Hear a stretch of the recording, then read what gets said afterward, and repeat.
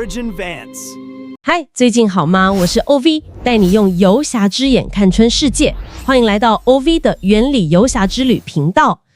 今天呢，如果你覺得每天上班就像在重複經歷一場無解的輪迴，那你一定要聽下去。我想很多人對這種輪迴感應該都蠻有共鳴的。對啊，就是那種星期一早上鬧鐘一響，你用盡全力把一個名為專案巨石往山上推，然後到了星期五，專案不管是驚險結案，還是被老闆一句話直接砍掉，那顆巨石就這樣轟的一聲，無情地滾回山腳下。然後下個星期一，鬧鐘再次響起，你又站在同一個起點。沒錯。面對這種令人窒息的徒勞感，你的直覺反應可能和大多數人一樣，視同去尋找某種意義，或者告訴自己，只要撐過去，明天會更好。這是我們從小被教導的標準應對方式嘛，就是要有希望。對，但如果我告訴你，你深信不疑的希望，其實是一帖讓你越來越痛苦的毒藥呢？今天的這套深度探索，我們要帶你鑽研一份非常顛覆認知的文獻。這份資料呢，來自哲學界公認的最帥男神，也就是諾貝爾文學獎得主阿爾貝·卡繆的思想筆記。卡繆一直被視為專門與命運正面對決的思想家，他對你剛剛描述的那種現代人普遍面臨的心理倦怠，有着極其冷酷卻又通透的洞察。沒錯，所以我們這次的任務就是要帶你深入探討，為什麼卡繆會說承認人生是荒謬且徒勞無功的，反而是你獲得重生、拿回生活主導權的最強外掛。他認為我們之所以痛苦，其實正是因為我們用錯了對抗世界的方法。好的呢，我們來好好拆解一下這個邏輯。我們通常的認知是，當一個人覺得生活毫無意義，好像快要溺水的時候，我們應該丟給他一個叫做夢想或意義的救生圈吧。正常來說是這樣，沒錯。但這份文獻卻說，卡繆的處方是直接叫這個人放棄掙扎，甚至親手把救生圈戳破。這聽起來根本不像是解藥啊，反而像是某種絕望的宣告。為什麼承認一切都是徒勞，反而能獲得重生？要解開這個反直覺的謎團，我們得先回到一切痛苦的源頭，也就是你一開始提到的那種無意義的輪迴。卡繆在《西西弗斯的神話》這本書裡，借用了一個古希臘的悲劇來具象化這種處境。西西弗斯推石頭的故事，對吧？對，西西弗斯因為激怒了眾神，被判處了一項極度殘酷的懲罰，就是他必須將一塊巨大的石頭推上陡峭的山頂。然而，每當他耗盡體力，眼看終於要登頂的那一刻，巨石就會因為自身的重量再次滾落到山腳下。天哪，這真的是最絕望的懲罰。是的，於是他就必須走下山，重新開始推，永遠在重複，永遠沒有終點。眾神認為這種徒勞且無望的勞動是最可怕的折磨。眾神在設計懲罰這方面真的是專家誒，他們很清楚肉體上的折磨總有一天會麻木，但那種我到底在瞎忙什麼的徒勞感，那種無論你投入多少心血，最終都會歸零的絕望，才是真正能將一個人的靈魂徹底摧毀的武器。確實如此。卡繆認為，這不僅僅是一則神話，這根本就是人類生存處境的精準縮影。如果我們把時間快轉到2026年的今天，這個懲罰從未消逝，它只是換了一套現代的包裝。所以現代的巨石就變成了我們每天面對的那些無止境的 Excel 報表。對，還有永遠開不出結論的跨部門會議，以及你每天晚上躺在床上滑不到底卻又停不下來的社群軟體動態。哇，我們甚至還把這種懲罰給升級了。這份文獻裡提到一個很諷刺的現象，就是現代人發明了內卷這種機制來自動化西西弗斯的悲劇。沒錯，內卷真的是現代版的神話懲罰。我們不僅自己拼命推石頭，還會因為看到隔壁同事的石頭推得比我們快，甚至他的石頭比我們大，而感到極度焦慮。我們連推石頭的姿勢都要拿來互相比較，生怕自己不符合什麼企業文化的標準。這就是為什麼卡繆要求我們必須停下來，正視他提出的一個核心概念，也就是荒謬。不過，卡繆定義的荒謬，並不是單純指這個世界很混亂，或者社會制度有多糟糕。那他定義的荒謬到底是什麼？他給出了一個非常清晰的公式：荒謬誕生於人類對意義的狂熱渴望，與這個世界的冷漠神默這兩者之間的碰撞。這裡真的蠻有意思的。所以荒謬指的不是客觀環境的惡劣，而是一種單向的愛帶來的落差感。單向的愛。這個比喻蠻精準的，就像是你對着宇宙發了一則長篇大論、充滿感情的文字訊息，你問他：我這麼拼命加班是為了什麼？我犧牲健康換來這些數字到底有什麼意義？結果宇宙連個輸入中的提示都不給你，直接顯示2個字：已讀。對，是這種感覺。這中間付出一切卻得不到任何回應的巨大失落感，就是荒謬，對吧？沒錯，那種被宇宙已讀不回的錯愕感，正是卡繆想要捕捉的狀態。而且這種荒謬感啊，往往不是在遭遇什麼生死交關的重大打擊時才浮現，它經常誕生於極其平凡的日常瞬間。日常瞬間，像是什麼時候？比如文獻中描述的一個場景。某天早晨，你站在擁擠的捷運站裡，看着潮水般的人群面無表情地湧入車廂，聽着千篇一律的廣播催促聲，你的腦袋突然像是斷線了一樣，閃過一個念頭，就是我到底每天在這裡幹嘛？哇，這種感覺真的很像靈魂突然出竅誒，看着自己像個被設定好程式的機器人一樣在運作。對，在那一秒鐘，你與這個世界的熟悉連結突然斷裂了。原本理所當然的日常變得無比陌生，甚至有點滑稽。那個瞬間，就是你與荒謬的初次相遇。那問題就來了，當你突然清醒，意識到自己被宇宙已讀不回，而且眼前這塊名為工作的石頭注定會無盡的滾落時，你該作何反應？這份文獻冷靜地拆解了人類面對荒謬時通常會選擇的3種登出方式。是的。卡繆將前2種選擇視為逃避。第一種是肉體上的自殺，就是當一個人覺得這一切太累了，毫無意義，乾脆選擇毀滅自己的生命，直接拔掉電源，不玩了。但卡繆立刻將其否定了。他指出，這只是消滅了那個提出問題的人，並沒有真正解決荒謬本身。這其實是一種向荒謬屈服的最平庸的方式。這確實沒有解決問題了。但一般來說，大部分人不會選擇這條路。我們通常會選擇另一種方式來讓自己撐下去。沒錯，這就來到了第2種選擇，卡繆稱之為哲學自殺，而它的另一個更常被大家使用的名字叫做抱持希望。等一下，這裡我必須提出強烈的質疑。我們從小到大的教育，社會上的每一本勵志書，都在告訴我們人因夢想而偉大，無論如何都要抱持希望。但卡繆竟然把希望跟自殺畫上等號，這聽起來很極端，對吧？對啊，他認為期待明天會更好，其實是一種錯誤的自欺欺人。這真的非常顛覆我們的普世價值觀呢。這的確是卡繆思想中最具衝擊力的一部分。為什麼他對希望如此反感？因為在他看來，當你為生活尋找一個虛假的意義掛鈎時，你其實在逃避當下。虛假的意義掛鈎是指什麼？不管那個掛鈎是宗教裡的來世承諾，一個遙不可及的烏托邦理想，還是你盲目的相信，只要撐過這次考核，我升職之後就會快樂，你其實都在做同一件事。我在拿未來騙自己嗎？沒錯，你在利用一個虛幻的未來來逃避當下這個荒謬但真實的時刻。你為了那個根本不一定存在的明天，犧牲了你唯一擁有的今天。對卡繆來說，這就是對當下生命的背叛。可是如果我順着這個邏輯往下推，放棄希望，聽起來很像是在鼓勵躺平啊。如果我徹底承認這一切都沒有意義，那我明天幹嘛還要認真準備會議簡報？我就隨便做做，或者直接擺爛不就好了？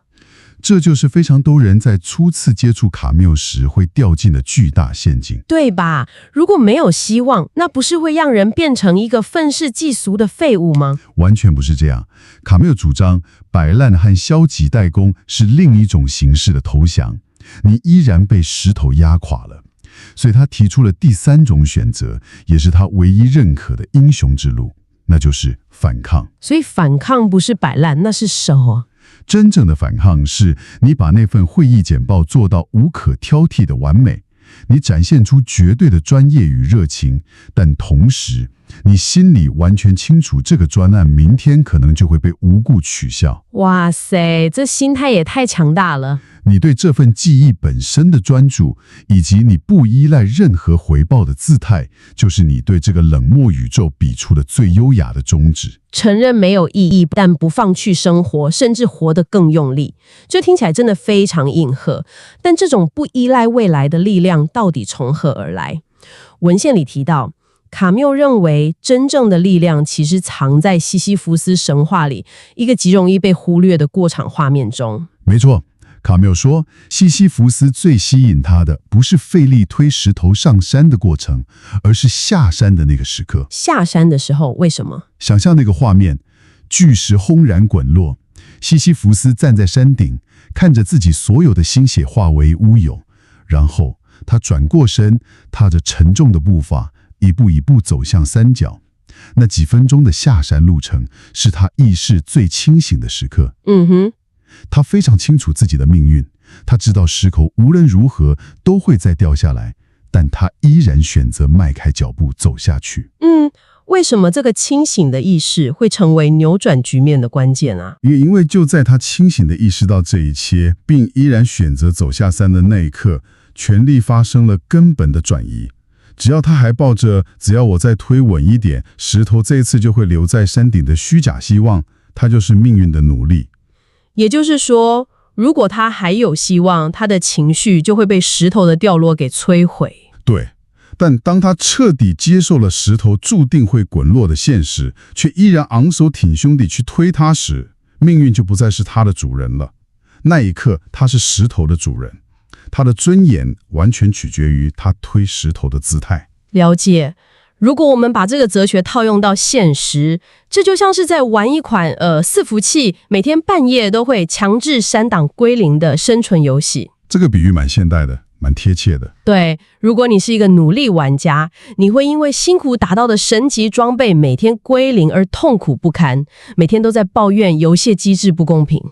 但如果你是一個覺醒的英雄玩家，你早就知道會歸零，所以你根本不在乎能不能把裝備帶到明天，因為你真正在乎的是打怪的過程。沒錯，你只在乎今天出門打怪的時候，我的連擊動作夠不夠流暢，我有沒有享受到戰鬥當下腎上腺素飆升的快感。力量在於我選擇怎麼玩這場遊戲，而不是這場遊戲的最終結局是什麼。就是這樣。在英雄模式下，你把被動的我不得不做轉化成了主動的我知道這沒意義，但我偏要活出極致的體驗，這就是反抗的核心精神。道理我們懂了啦，但在實際層面上，明天早上當你再次面對那顆名為工作或生活的巨石時，具體該怎麼把這種上墳感轉化為力量？這份文獻統整了3個實戰步驟，教我們如何在2026年的今天實施卡繆式的反抗。好，第一步就是我們剛剛激烈討論過的，殺死希望，找回熱情。要怎麼做？當你不再奢望這份枯燥的工作明天會突然變得意義非凡，也不再指望有個救世主老闆會來賞識你的時候，你反而釋放了巨大的心理頻寬。你可以把這些注意力全部拉回到當下真實的感官體驗上。所以重點是把你手裡那杯咖啡喝出味道，去感受午餐後走在街上的那抹陽光，甚至是在茶水間跟同事互相吐槽時的一個惡毒玩笑。對，與其痛苦地想着這份報表能為全人類帶來什麼貢獻，不如專注於這些當下微小卻絕對真實的快樂。卡繆本人就是個極度熱愛陽光、足球和戀愛的人，他深知這些當下的熱情比任何宏大的口號都來得真切。真的，比起虛無縹緲的未來，眼前的咖啡商還比較實際。那第二步呢？這也順勢帶出了第二個實戰步驟，量化你的生命，而不是追求單一的質感。誒，量化生命，這聽起來超級像公司的 KPI 考核制度，誒，這不會讓人變得更焦慮、更內捲嗎？這裡的機制恰恰相反，當你把人生的意義綁定在某個單一的成就上，比如一定要在35歲前當上總監，你就變得非常脆弱，因為宇宙可以輕易的透過一次裁員就摧毀你的全部意義。也是一夕之間什麼都沒了。那如果你把生活當成一個大型的實驗室，你的目標是盡可能去體驗更多不同的經歷呢？既然最終石頭都會滾下來，那你在推石頭的過程中，體驗過實習生的無助，體驗過創業失敗的酸楚，甚至一段搞砸的感情，這些統統都是你收集到的珍貴數據。哇，我懂了。所以在量化體驗的視角下，即使是一次壯烈的失敗，也是一次成功的生命體驗。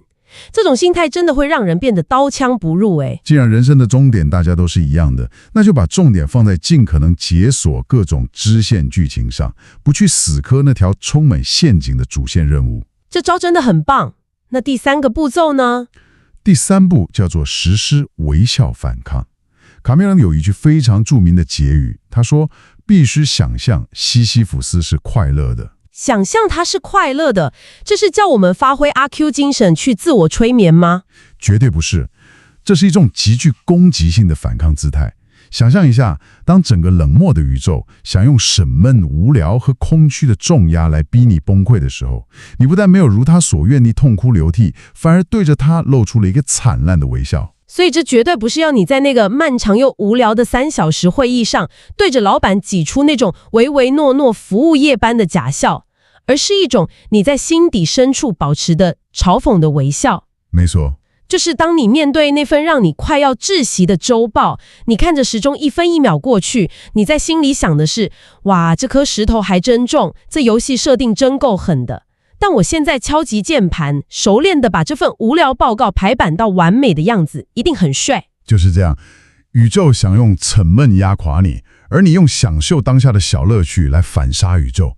當你不再被石頭的重量所恐嚇，當你能夠在這份荒謬中找到自得其樂的節奏時，你就已經贏了。這招真的太帥了。而且卡繆在他的另一部著作《反抗者》中，將這個概念延伸到了具體的行動上。當你面對職場上極度不合理的要求時，勇敢地說不；當你拒絕配合那些虛假且耗損靈魂的社交包裝時，你其實就是在守護你內心深處那最後一點尊嚴的火種。因為在一個沒有絕對意義、沒有神明來為你打分數的荒謬世界裡，你的尊嚴根本不是來自於你推了多大的石頭、賺了多少錢，而是來自於你面對荒謬時選擇了什麼姿態，以及你堅定地拒絕了什麼。對，這就像是在一場你注定會輸的棋局裡，雖然宇宙最終會贏得結局，但你依然選擇優雅地整理好領帶，全神貫注地把每一步棋的戰術發揮到極致。在氣勢上，你已經把對手踩在腳下了。這趟深度探索真的像是在腦袋裡引爆了一場革命。我們來沉澱一下今天探討的精華。親愛的聽眾，我們都知道這塊名為生活的巨石真的很重。到了明天早上，無情的鬧鐘依然會響起，你依然要站在熟悉的山腳下，面對那個令人疲憊的循環。老闆的要求可能一樣不講理，專案的死線可能一樣逼人。但現在你看待這一切的視角，應該已經發生了翻天覆地的變化。沒錯，請記住，這塊石頭是你的，這座山也是你的。當你真正放下對完美結局的執念，不再將幸福寄託於虛幻的明天時，你就在這個看似荒謬的當下，獲得了無人能奪走的絕對自由。每天揮汗推着石頭的你，一點也不卑微。在那份疲憊的背後，是一個已經覺醒、懂得在荒謬中找尋樂趣，並且正在實施反抗的現代西西弗斯。所以今晚把那顆石頭留在山腳下，好好睡一覺。明天我們繼續帶着清醒的意識，優雅地再推一次。在我們結束這次的探討之前，我想留下一個觀點，讓你今晚可以慢慢決絕。如果當初眾神精心設計的這個推石頭的懲罰，為的就是要欣賞西西弗斯崩潰、絕望、痛苦流涕的慘狀，那麼當西西弗斯不僅沒有崩潰，反而選擇在推石頭的過程中感受肌肉的力量，甚至在石頭滾落時對着天空露出一個不屑的微笑，這時候到底是誰在懲罰誰？當你在這個荒謬、冷漠且無意義的世界上，依然選擇氣定神閒、快樂地品嘗手中那杯熱咖啡時，你是不是正在對這個冷漠的宇宙執行一場最華麗的復仇？帶着這個想法，明天早上當鬧鐘響起時，給那座山一個嘲諷的微笑吧。原理遊小之旅不只是我們的旅程，更是我們的歸宿。訂閱、按讚、開啟小鈴鐺，加入我們共同的會員，超級感謝！我們在一起冒險，體驗這個世界。我是 OV， 期待看到你的留言回饋。朋友，我們下一場旅程見，期待與你相見。最後我想跟大家說，看到影片的你是我們的友善夥伴，可以開始訂閱